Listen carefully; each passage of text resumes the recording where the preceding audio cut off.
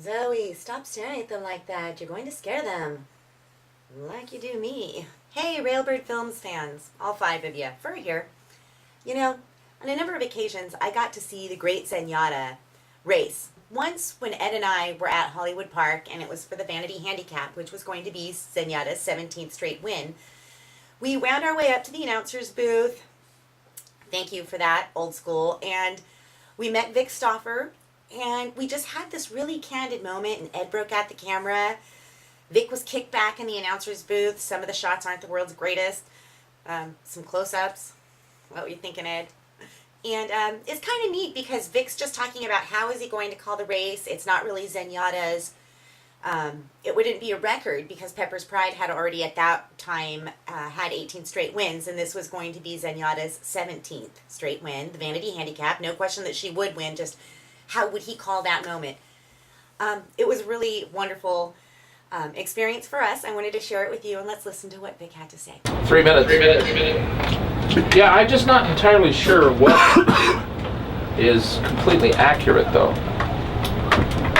But yeah, I mean, Pepper's Pride has more, but a number of her races have been against just state breds. But not all of them. Not all of them. She had times where she did beat Open Company, right? Absolutely. And she won 18 in a row. She did indeed.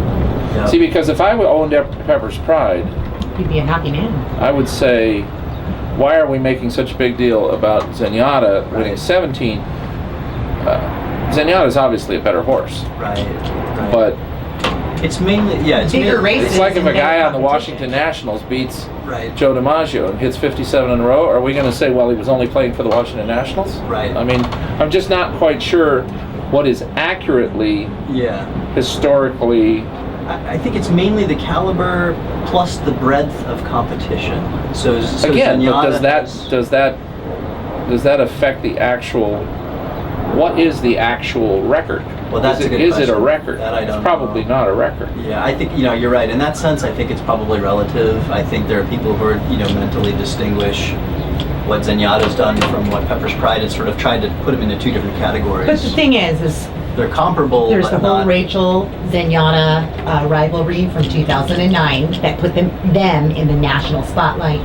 Pepper's Pride is not in the national spotlight. It seems to me like, though, the one category that everybody seems to be a bit confused about is the numerical category.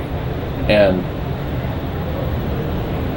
Pepper's Pride won 18 in a row, right? Absolutely. Absolutely. You have a fair point, actually. And it's, yeah, I agree. I just don't want to call it a record if it's not a record. Yep. I'm not likely to call it a record. How about a momentous occasion? Something like that. Or monumental? We'll see.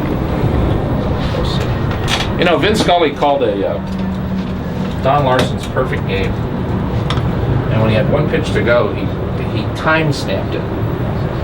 He said, it's 7:49 p.m. Eastern Standard Time on September 8th, 1959. And I'm wondering if something like that in today's call might be cool. That might be cool. You're absolutely right. That might sounds suck, too. You know what, Vic? The cool thing is you're going to come up with something, and you're going to tell a great story. All right, well, let's tell a great story of these 8 claimers.